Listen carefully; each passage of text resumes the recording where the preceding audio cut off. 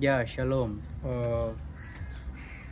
If you read your Bible, ukisoma Biblia yako kwenye scriptures, kitabu cha Mwanzo tu utaona kuna story ama habari za watu wengi, na kuna mtu anaitwa Kaini na kuna mtu anaitwa Abraham ambaye ni baba yetu wa imani.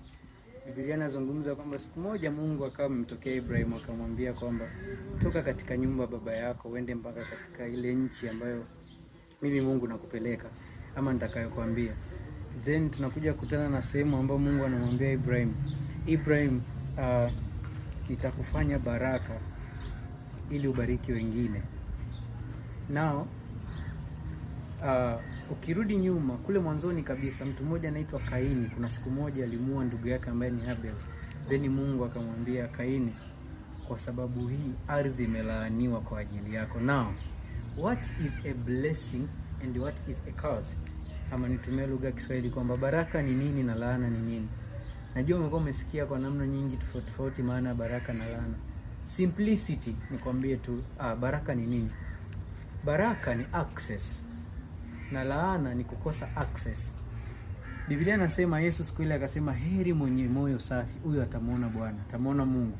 Maana yake ile neno heri, Biblia Kiingereza sema blessed are those with pure heart, they shall see God. Kwa maana yake kwamba wana access wale wenye moyo safi. Kwa moyo safi unakupa access ya kumuona Mungu. Kwa unavyozungumzia baraka ni kama unazungumzia funguo inayofungua mlango fulani.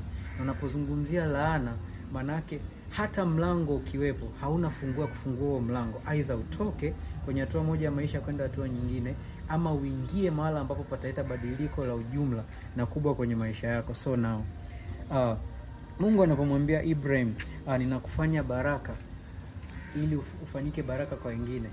Yaani kuna tofauti ya wewe kubarikiwa na wewe kufanywa hiyo baraka. Kubarikiwa ni sawa na mtu ambaye umepewa access mkononi, lakini wewe mwenyewe sio hiyo access. Manake unayo access kwenye mkono, ni sawa na umepewa funguo mkononi ya kufungua mlango fulani.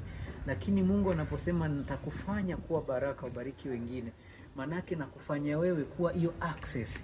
Watu wanapokuona wewe wanaona funguo kwenye engo fulani ya maisha, iwe ni engo ya uchumi, iwe ni engo ya afya, iwe ni engo ya elimu, iwe ni engo ya biashara, iwe ni engo ya ndoa. So when you hear the word blessing, jua ni access. Unaposikia neno laana, jua ni kutokuwa na access. Mungu alipomwambia Kaini kwamba ardhi imelaaniwa kwa ajili yako, maana yake ardhi imenyimwa access kwa ajili yako. Ukilima hautopata mazao. Why? Ardhi imefunga kinywa chake. Utachimbua, utapanda mbegu, lakini haitokuzalia matunda. Why? Kwa sababu